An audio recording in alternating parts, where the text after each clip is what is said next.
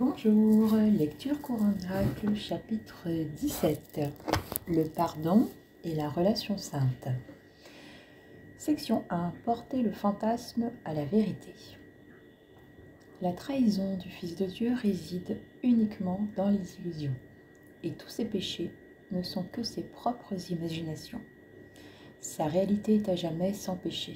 Il n'a pas besoin d'être pardonné, mais réveillé. Dans ses rêves, il s'est trahi lui-même, il a trahi ses frères et trahi son Dieu. Or, ce qui est fait en rêve n'a pas réellement été fait. Il est impossible de convaincre le rêveur qu'il en est ainsi, car les rêves sont ce qu'ils sont, parce qu'ils donnent l'illusion d'être réels. Dans l'éveil, seule est la pleine délivrance des rêves, car alors seulement il devient parfaitement apparent qu'ils n'ont eu absolument aucun effet sur la réalité et qu'ils ne l'ont pas changé. Les fantasmes changent la réalité, c'est leur but. Ils ne peuvent pas le faire en réalité, mais ils le peuvent dans l'esprit qui voudrait que la réalité soit différente. Il n'y a donc que ton souhait de changer la réalité qui soit apeurant, parce que par ce souhait, tu penses avoir accompli ce que tu souhaites. Cette étrange position, en un sens, reconnaît ton pouvoir. Or, en le distordant et en le vouant au mal, elle le rend aussi irréel. Tu ne peux pas servir de maître qui demande de toi des choses conflictuelles. Ce que tu utilises dans le fantasme, tu le nies à la vérité.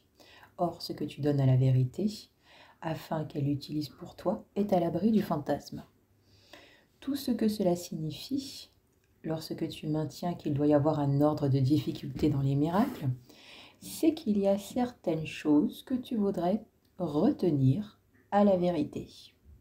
Tu crois que la vérité ne saurait pas s'en occuper uniquement parce que tu voudrais les garder loin de la vérité. Tout simplement, ton manque de foi dans le pouvoir qui guérit toute douleur surgit de ton souhait de conserver certains aspects de la réalité pour les fantasmes. Si seulement tu te rendais compte de ce que cela doit faire à ta reconnaissance pour le tout. Ce que tu te réserves, tu l'enlèves à celui qui voudrait te délivrer. À moins que tu ne le rendes, il est inévitable que ton point de vue sur la réalité soit faussé et incorrigé. Aussi longtemps que tu le voudras, aussi longtemps l'illusion d'un ordre de difficulté dans les miracles te restera, car tu as établi cet ordre dans la réalité en donnant une partie à un enseignant et une partie à un autre. Ainsi, tu apprends à traiter une partie de la vérité d'une certaine façon et l'autre partie d'une autre façon. Fragmenter la vérité, c'est la détruire, en la rendant insignifiante. Désordre de réalité, c'est une perspective sans compréhension, un cadre de référence pour la réalité auquel elle ne peut pas réellement se comparer. Penses-tu que tu peux porter la vérité au fantasme et apprendre ce que signifie la vérité du point de vue des illusions ? La vérité n'a pas de signification dans l'illusion. Le cadre de référence pour sa signification doit être elle-même. Quand tu essaies de porter la vérité aux illusions, tu essaies de rendre les illusions réelles et de les garder en justifiant ta croyance en elles. Mais remettre les illusions à la vérité, c'est permettre à la vérité d'enseigner que les illusions sont irréelles et te permettre ainsi de leur échapper. Ne garde aucune idée à l'écart de la vérité, sinon tu établis des ordres de réalité qui doivent t'emprisonner.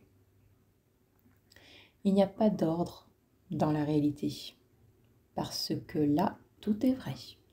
Sois désireux donc de donner tout ce que tu as gardé en dehors de la vérité à celui qui connaît la vérité et en qui tout est porté à la vérité. Le salut qui mène hors de la séparation est complet ou n'est pas du tout. Ne te préoccupe de rien, sauf de ton désir que cela s'accomplisse. Lui l'accomplira, pas toi. Mais n'oublie pas ceci, lorsque tu es troublé et perds la foi de l'esprit, parce qu'un autre essaie de résoudre ses problèmes par le fantasme, c'est que tu refuses de te pardonner cette même tentative. Tu le retiens et tu te retiens toi-même loin de la vérité et du salut. En lui pardonnant, tu rends à la vérité ce que vous aviez tout de nié et tu verras le pardon où tu l'as donné. Je ne réexplique pas une bonne partie là parce que ça a déjà été abordé dans les chapitres précédents. Donc si vous prenez la lecture audio en cours, je vous invite à réécouter les chapitres précédents parce que j'ai déjà creusé tout ça en profondeur, expliqué plusieurs fois. Je reprends section 2, le monde pardonné. Peux-tu imaginer comme ils seront beaux à tes yeux, ceux à qui tu pardonnes? Tu n'as jamais rien vu d'aussi beau dans aucun fantasme. Rien de ce que tu vois ici, endormi ou éveillé, ne se rapproche d'une telle beauté. Il n'est rien que tu estimeras autant, ni qui te sera aussi cher. Rien dont tu te souviennes et qui a fait chanter ton cœur de joie ne t'a jamais apporté, même une parcelle du bonheur que cette vue t'apportera. Car tu verras le Fils de Dieu. Tu contempleras la beauté que le Saint-Esprit aime à regarder et pour laquelle il remercie le Père. Il a été créé afin de la voir pour toi, jusqu'à ce que tu aies appris à la voir par toi-même. Et tout son enseignement conduit à la voir et à rendre grâce avec lui. Cette beauté n'est pas un fantasme, c'est le monde réel, luisant, propre et neuf, où tout étincelle sous le plein soleil. Là, rien n'est caché, car tout est pardonné. Il n'y a pas de fantasme pour cacher la vérité. Le pont entre ce monde-là et celui-ci est si petit et si facile à traverser qu'il t'est difficile de croire que c'est le lieu de rencontre de mondes si différents. Or, ce petit pont est la chose la plus puissante qui touche à ce monde. Ce petit pas si minuscule qu'il a échappé à ton attention est une enjambée à travers le temps jusque dans l'éternité et par-delà toute laideur jusque dans une beauté qui t'enchantera et dont la perfection ne cessera jamais de t'émerveiller. Toute cette partie veut en venir au fait qu'il faut voir l'amour partout. Partout où il y a la haine, il faut remplacer par l'amour. Partout où il y a la colère, la rancœur, tout sentiment autre que l'amour, ça doit être remplacé parce que l'amour est la seule chose qui existe. Toute colère que peut ressentir quelqu'un envers nous est même un appel à l'amour. Comme je vous l'ai dit, j'ai déjà abordé tout ça en profondeur dans les chapitres précédents. Je voulais juste souligner ça une dernière fois. Continuons. Ce pas, le plus petit qui ait jamais été fait, est pourtant le plus grand accomplissement de tous dans le plan de Dieu pour l'expiation. Tout le reste est appris, mais cela est donné, complet et entièrement parfait. Nul autre que lui, qui a planifié le salut, ne pourrait le compléter ainsi. Le monde réel, dans toute sa beauté, tu apprends à l'atteindre. Tous les fantasmes sont des faits et personne ni rien ne leur reste lié. Et par ton propre pardon, tu es libre de voir. Or, ce que tu vois n'est que ce que tu as fait, revêtu de la bénédiction de ton pardon. Et avec cette ultime bénédiction du Fils de Dieu sur lui-même, la perception réelle née du nouveau point de vue qu'il a appris a rempli son but. Les étoiles disparaîtront dans la lumière et le soleil qui a ouvert le monde à la beauté s'évanouira. La perception n'aura plus de signification une fois qu'elle aura été parfaite. Car tout ce qui a été utilisé pour l'apprentissage n'aura plus de fonction. Ça aussi, je l'ai déjà abordé dans les chapitres précédents. La différence entre la perception qui nous sert au début jusqu'à atteindre la vérité. Je vous laisse écouter les chapitres précédents. Rien ne changera jamais, ni passage, ni ombrage, ni différence, ni variation qui rendait la perception possible ne surviendront plus. La perception du monde réel sera si brève que tu auras à peine le temps d'en remercier Dieu, car Dieu fera rapidement le dernier pas quand tu auras atteint le monde réel et sera enfin rendu prêt pour lui. Le monde réel s'atteint simplement par le pardon complet de l'ancien, le monde que tu vois sans pardon. le grand transformateur de la perception fera avec toi l'examen minutieux de l'esprit qui a fait ce monde et te découvrira les raisons apparentes pour lesquelles il a été fait. À la lumière de la raison réelle qu'il apporte, quand tu le suis, il te montrera qu'il n'y a pas de raison du tout ici. Chaque tâche que sa raison touche prend vie et vibre de beauté. Et ce qui te semblait laid dans les ténèbres de ton manque de raison est soudain délivré à la beauté. Pas même ce que le Fils de Dieu a fait dans l'insanité ne pourrait être sans une étincelle de beauté cachée que la douceur pourrait libérer. Tu verras surgir toute cette beauté pour bénir ta vue quand tu regarderas le monde avec des yeux qui pardonnent. C'est car le pardon transforme littéralement la vision et te fait voir le monde réel qui s'étire tranquillement et doucement par-delà le chaos, en enlevant toutes les illusions qui avaient distordu ta perception et l'avaient fixée sur le passé. La plus petite feuille devient une chose merveilleuse, et le moindre brin d'herbe un signe de la perfection de Dieu. Du monde pardonné, le Fils de Dieu est aisément soulevé jusqu'en sa demeure, et là il connaît qu'il s'y est toujours reposé en paix. Le salut même deviendra un rêve et disparaîtra de son esprit, car le salut est la fin des rêves, et il n'aura plus de signification à la clôture du rêve. Qui éveillé au ciel pourra rêver qu'il n'ait jamais pu y avoir besoin de salut. À quel point veux-tu le salut? Il te donnera le monde réel qui est prêt et brûle de t'être donné. Le Saint-Esprit a une si grande hâte de te le donner qu'il ne voudrait pas attendre, bien qu'il attende patiemment. Réponds à sa patience par ton impatience de tout retard à votre rencontre. Réjouis-toi et va rencontrer ton Rédempteur. Va avec lui d'un pas confiant et quitte ce monde pour le monde réel de beauté et de pardon. Section 3. Les ombres du passé.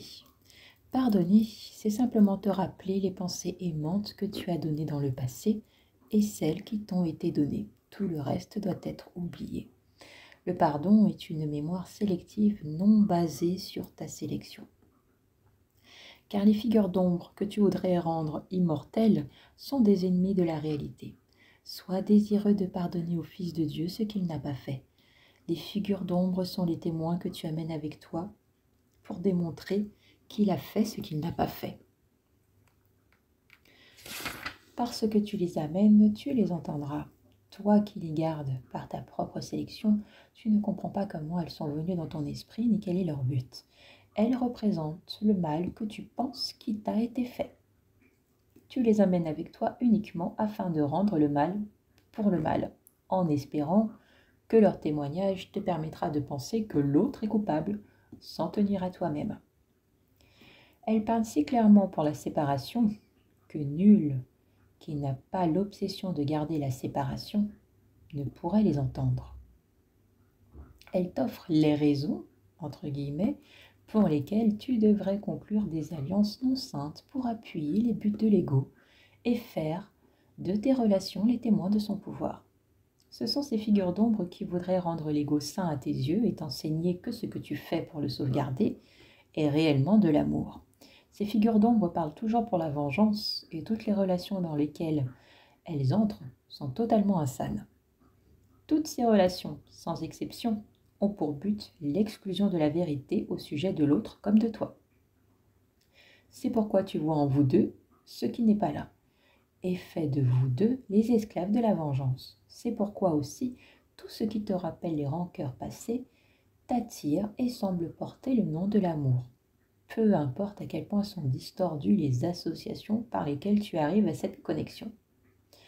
C'est pourquoi enfin toutes les relations de ce genre deviennent des tentatives d'union par le corps, car seuls les corps peuvent être vus comme des moyens de vengeance.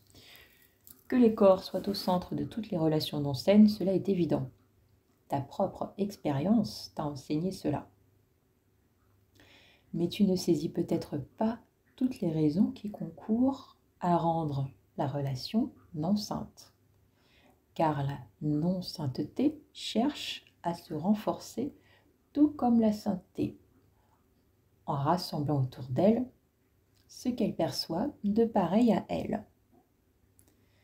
Dans la relation d'enceinte, ce n'est pas avec le corps de l'autre qu'on tente de s'unir, mais avec les corps de ceux qui ne sont pas là. Car même le corps de l'autre, qui en est déjà une perception extrêmement limitée, n'est pas comme tel le point de mire central, ou ne l'est pas entièrement. Ce qui est mis au centre est séparé du reste, comme seule partie ayant de la valeur, c'est ce qui peut être utilisé pour les fantasmes de vengeance, et ce qui peut le plus facilement être associé à ce contre qui est réellement dirigée la quête de vengeance. Chaque étape dans la formation, le maintien et la rupture de la relation d'enceinte est un pas vers une plus grande fragmentation et une plus grande irréalité. Les figures d'ombre entrent de plus en plus, et l'importance de celui en qui elles semblent être décroît. Le temps n'est certes pas l'ami de la relation d'enceinte, car le temps est cruel aux mains de l'ego. Comme il est bon quand il est utilisé pour la douceur, l'attraction de la relation d'enceinte commence à pâlir et presque aussitôt est remise en question. Une fois qu'elle est formée, le doute doit y entrer, parce que son but est impossible. L'idéal de la relation d'enceinte devient donc une relation dans laquelle la réalité de l'autre n'entre pas du tout pour ne pas gâcher le rêve, et voir l'autre apporte réellement à la relation meilleure elle devient. Ainsi, la tentative d'union devient une façon d'exclure même celui avec qui l'union était recherchée, car elle a été formée pour l'en faire sortir afin de se joindre au fantasme en une béatitude ininterrompue. Comment le Saint-Esprit peut-il apporter son interprétation du corps comme moyen de communication dans des relations dont le seul but est la séparation d'avec la réalité ? Ce qu'est le pardon lui permet de le faire. Si tout a été oublié, sauf les pensées aimantes, ce qui reste est éternel. Et le passé transformé est rendu pareil au présent. Il n'y a plus de conflit entre le passé et maintenant. Cette continuité étant le présent en augmentant sa réalité et sa valeur dans la perception que tu en as. Dans ces pensées aimantes se trouve l'étincelle de beauté cachée sous la laideur de la relation d'enceinte, qui fait souvenir de la haine, mais s'y trouve pour rendre vie lorsque la relation est donnée à celui qui lui donne vie et beauté. Voilà pourquoi l'expiation est centrée sur le passé, qui est la source de la séparation, et là où elle doit être défaite. Car la séparation doit être corrigée là même où elle a été faite. L'ego cherche à résoudre ses problèmes, non pas à la source, mais là où ils n'ont pas été faits. Ainsi, il cherche à garantir qu'il n'y aura pas de solution. Le Saint-Esprit veut seulement rendre ces solutions complètes et parfaites. Donc, il cherche à trouver la source des problèmes où elle est. Et là, il la défait. Et à chaque étape dans son défaire, la séparation est de plus en plus défaite et l'union rendue plus proche. Aucune des raisons pour la séparation n'entraîne en lui la moindre confusion. Tout ce qu'il perçoit dans la séparation, c'est qu'elle doit être défaite. Laisse-le découvrir l'étincelle de beauté cachée dans tes relations et te la montrer. Sa beauté t'attirera tellement que tu seras à jamais indésireux de la perdre de vue. Et tu laisseras cette étincelle transformer la relation afin que tu puisses la voir de plus en plus. Car tu la vaudras de plus en plus et tu deviendras de plus en plus indésireux de la laisser t'être cachée. Tu apprendras à rechercher et à établir les conditions dans lesquelles cette beauté peut être vue. Tout cela, tu le feras avec joie, pour peu que tu le laisses tenir l'étincelle devant toi, pour éclairer ta voie et la rendre claire pour toi. Le Fils de Dieu est un. Ceux que Dieu a joints ne font qu'un, et l'ego ne saurait les séparer. L'étincelle de sainteté doit être en sûreté si cachée qu'elle puisse être dans chaque relation. Car le Créateur de l'unique relation n'en a laissé aucune partie privée de lui-même. C'est la seule partie de la relation qui voit le Saint-Esprit parce qu'il connaît que cela est vrai. Tu as rendu la relation irréelle et par conséquent non sainte en la voyant là où elle n'est pas et telle qu'elle n'est pas. Donne le passé à celui qui peut changer d'esprit pour toi là-dessus. Mais d'abord, assure-toi de comprendre pleinement ce que tu as fait, représenter le passé et pourquoi. Le passé devient la justification pour conclure avec l'ego une alliance continuelle et non sainte contre le présent, car le présent est pardon. Par conséquent, les relations que dicte l'alliance non sainte ne sont pas perçues ni ressenties maintenant. Or, le cadre de référence auquel le présent est renvoyé pour sa signification est une illusion du passé, dans laquelle sont retenus les éléments s'accordant avec le but de l'alliance non sainte. Et tout le reste est abandonné. Et ce qui est abandonné ainsi, c'est toute la vérité que le passé pourrait jamais offrir au présent comme témoignage de sa réalité. Ce qui est gardé ne fait que témoigner de la réalité des rêves. Il t'appartient toujours de choisir de te joindre à la vérité ou à l'illusion. Mais souviens-toi que choisir l'une, c'est lâcher prise de l'autre. Celle que tu choisis, tu la revêts de beauté et de réalité, parce que le choix dépend de celle que tu estimes le plus. L'étincelle de beauté ou le voile de laideur, le monde réel ou le monde de la culpabilité et de la peur, la vérité ou l'illusion, la liberté ou l'esclavage, cela revient au même. Car tu ne pourras jamais choisir qu'entre Dieu et l'ego. Les systèmes de pensée ne sont que vrais ou faux. Et tous leurs attributs viennent simplement de ce qu'ils sont. Seules sont vraies les pensées de Dieu, et tout ce qui s'ensuit vient de ce qu'elles sont, et demeure ainsi aussi vrai que la source sainte dont elles sont venues. Mon saint frère, je voudrais entrer dans toutes tes relations et m'interposer entre tes fantasmes et toi. Laisse ma relation avec toi être réelle pour toi et laisse-moi apporter la réalité dans ta perception de tes frères. Ils n'ont pas été créés pour te permettre de te blesser toi-même par eux. Ils ont été créés pour créer avec toi. C'est cette vérité que je voudrais interposer entre toi et ton but de folie. Ne sois pas séparé de moi et ne laisse pas le saint but d'expiation se perdre pour toi dans des rêves de vengeance. Les relations qui chérissent de tels rêves m'ont exclu. Laisse-moi entrer au nom de Dieu et t'apporter la paix afin que tu m'offres la paix. Section 4, les deux tableaux. Dieu a établi sa relation avec toi pour te rendre heureux et rien de ce que tu fais qui ne partage son but ne peut être réel. La seule fonction de quoi que ce soit est le but que Dieu lui a assigné. À cause de la raison pour laquelle il a créé sa relation avec toi, la fonction des relations est à jamais devenue de rendre heureux. Et rien d'autre. Pour remplir cette fonction, tu entres en relation avec tes créations comme Dieu avec les siennes, car rien de ce que Dieu a créé n'est à part du bonheur, et il n'est rien de ce que Dieu a créé qui ne demande qu'à étendre le bonheur, comme son Créateur l'a fait. Tout ce qui ne remplit pas cette fonction ne peut être réel. En ce monde, il est impossible de créer. Or, il est possible de rendre heureux. J'ai dit maintes fois que le Saint-Esprit ne te priverait pas de relations particulières, de tes relations particulières, mais qu'il les transformerait. Tout ce que cela veut dire, c'est qu'il leur rendra la fonction que Dieu leur a donnée.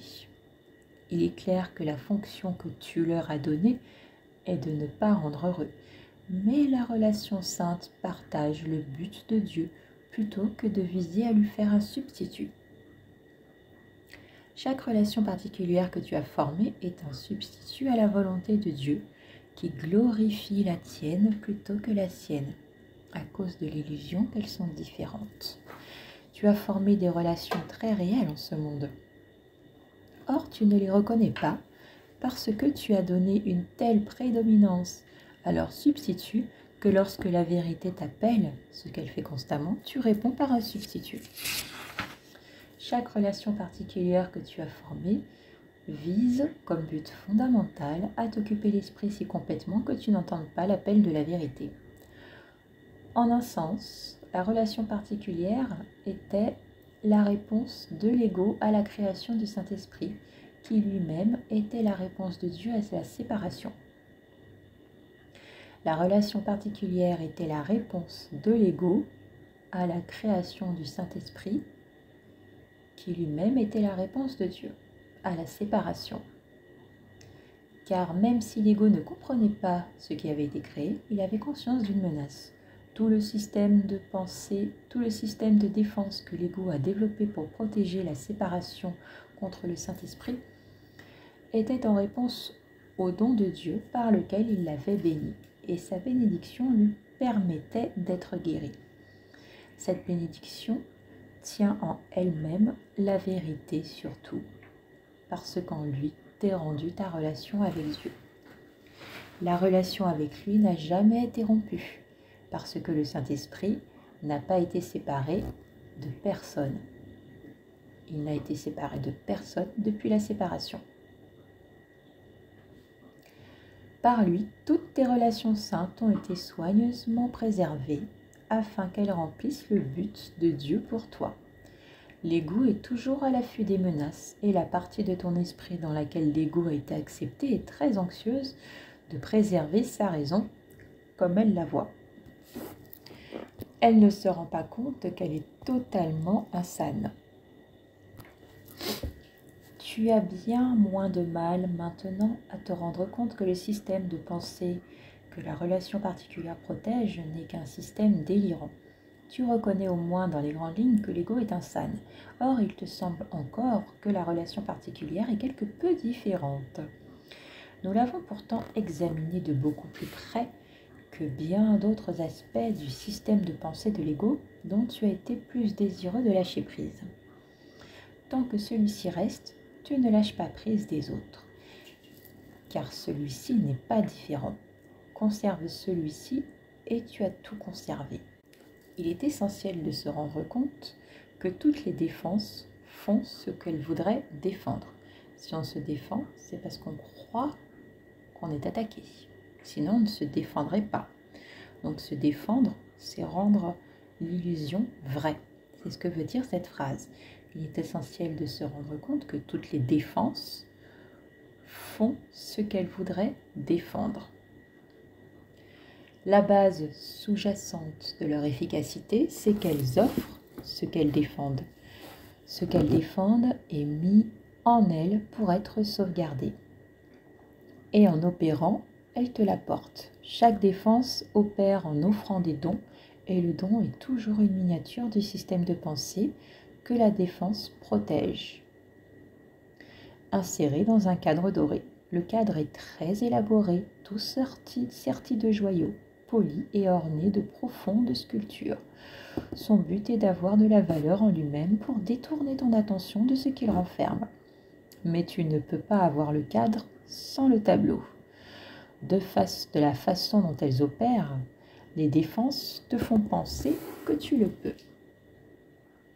La relation particulière a le cadre le plus important et le plus trompeur de toutes les défenses que l'ego utilise. Son système de pensée est offert ici, entouré d'un cadre si lourd et si élaboré, que le tableau est presque oblitéré par son imposante structure. Dans le cadre sont tissées toutes sortes d'illusions d'amour, fantasques et fragmentées, serties de rêves, de sacrifices, d'agrandissement de soi, où s'entrelacent des fils dorés de destruction de soi. Le brillant du sang resplendit comme des rubis, et les larmes fastées comme des diamants, luisant sous la faible lumière dans laquelle l'offrande est faite. Regarde le tableau. Ne te laisse pas distraire par le cadre. Ce dont est fait pour ta damnation. Si tu le prends, tu croiras que tu es damné. Tu ne peux pas avoir le cadre sans le tableau. Ce que tu estimes, c'est le cadre, car tu n'y vois aucun conflit. Or, le cadre n'est qu'un emballage pour le don de conflit. Le cadre n'est pas le don. Ne te laisse pas tromper par les aspects les plus superficiels de ce système de pensée, car ces aspects renferment le tout, qui est complet en chaque aspect. La mort réside dans ce don brillant. Ne laisse pas ton regard s'attarder sur la lueur hypnotique du cadre. Regarde le tableau et rends-toi compte que c'est la mort qui t'est offerte. C'est pourquoi l'instant saint est si important dans la défense de la vérité. La vérité elle-même n'a pas besoin de défense, mais tu en as besoin, toi, pour avoir accepté le don de mort. Quand tu acceptes une idée aussi dangereuse pour la vérité, toi qui es la vérité, tu menaces la vérité de destruction. Et ta défense doit maintenant être entreprise. Ta défense doit maintenant être entreprise pour garder la vérité entière. La puissance du ciel, l'amour de Dieu, les larmes du Christ et la joie de son éternel pur esprit sont rassemblés pour te défendre contre ta propre attaque. Car tu les attaques, faisant partie d'eux, et eux doivent te sauver, car ils s'aiment eux-mêmes. L'instant saint est une miniature du ciel, à toi envoyé du ciel. C'est aussi un tableau inséré dans un cadre. Or, si tu acceptes ce don, tu ne verras pas du tout le cadre, parce que ce don ne peut être accepté que par ton désir de concentrer toute ton attention sur le tableau. L'instant saint est une miniature d'éternité. C'est un tableau de l'intemporel inséré dans un cadre du temps. Si tu te concentres sur le tableau, tu te rendras compte que c'est seulement le cadre qui t'a fait penser que c'était un tableau. Sans le cadre, tu vois le tableau pour ce qu'il représente. Car de même que le système de pensée réside tout entier dans ses dons, de même le ciel tout entier réside en cet instant, emprunté à l'éternité et inséré pour toi dans le temps. 2 dons te sont offerts. Chacun est complet et ne peut être accepté partiellement. Chacun est un tableau de tout ce que tu peux avoir, vu de façon très différente. Tu ne peux pas comparer leurs valeurs en comparant un tableau à un cadre. Tu dois seulement comparer les tableaux, sinon la comparaison est entièrement insignifiante. Souviens-toi que le don, c'est le tableau. Et sur cette base seulement, tu es réellement libre de choisir. Regarde les tableaux, tous les 2. L'un est minuscule, difficile à voir, sous les lourdes ombres de son encadrement, énorme et disproportionné. L'autre au cadre léger, suspendu en pleine lumière, est beau à regarder pour ce qu'il est. Toi qui as tant essayé et qui essaye encore de faire entrer le meilleur tableau dans le mauvais cadre, et ainsi de combiner ce qui ne peut pas être combiné, accepte ceci et réjouis-toi. Ces 2 tableaux sont parfaitement encadrés pour ce qu'ils représentent. L'un est encadré pour être flou et ne pas être vu. L'autre est encadré pour une parfaite clarté. Le tableau des ténèbres et de l'amour devient de moins en moins convaincant au fur et à mesure que tu le cherches parmi tout cet emballage. Chaque fois que l'une de ces pierres insensées qui du cadre semblait briller dans les ténèbres est exposée à la lumière, elle devient terne et sans vie. Et elle cesse de te distraire du tableau. Et finalement, tu regardes le tableau lui-même et tu vois enfin que, sans la protection du cadre, il n'a aucune signification. L'autre tableau est encadré légèrement, car le temps ne saurait contenir l'éternité. Là, il n'y a aucune distraction. Le tableau du ciel et de l'éternité devient de plus en plus convaincant au fur et à mesure que tu le regardes. Et maintenant, parce que tu les compares réellement, une transformation des 2 tableaux peut enfin se produire. Chacun est mis à sa juste place lorsque les 2 sont vus en relation l'un avec l'autre. Le tableau des ténèbres porté à la lumière n'est plus perçu comme apeurant, mais le fait que ce n'est qu'un tableau a finalement fait son chemin en toi. Et ce que tu vois là, tu le reconnaîtras pour ce que c'est. un tableau de ce que tu pensais réel et rien de plus. Car au-delà de ce tableau, tu ne verras rien. Le tableau de lumière, d'une manière on ne peut plus claire et contrastante, est transformé en ce qui se trouve au-delà du tableau. En regardant cela, tu te rends compte que ce n'est pas un tableau, mais une réalité. Ce n'est pas la représentation figurée d'un système de pensée, mais la pensée même. Ce qu'il représente est là. Le cadre s'efface doucement et Dieu remonte à ta mémoire, t'offrant la création tout entière en échange de ton petit tableau qui est sans aucune valeur et entièrement dépourvu de signification. Lorsque Dieu s'élève à sa juste place et toi à la tienne, tu fais à nouveau l'expérience de la signification de la relation et tu connais qu'elle est vraie. Élevons-nous ensemble en paix vers le Père en l'élevant dans nos esprits. Nous gagnerons tout en lui donnant la puissance et la gloire, ne gardant plus aucune illusion sur l'endroit où elles sont. Elles sont en nous, par son élévation. Ce qu'il a donné est à lui. Cela brille en chaque partie de lui, comme dans le tout. Toute la réalité de ta relation avec lui réside dans notre relation réciproque. L'instant saint, lui, de la même façon sur toutes les relations, car en lui, elles ne font qu'un.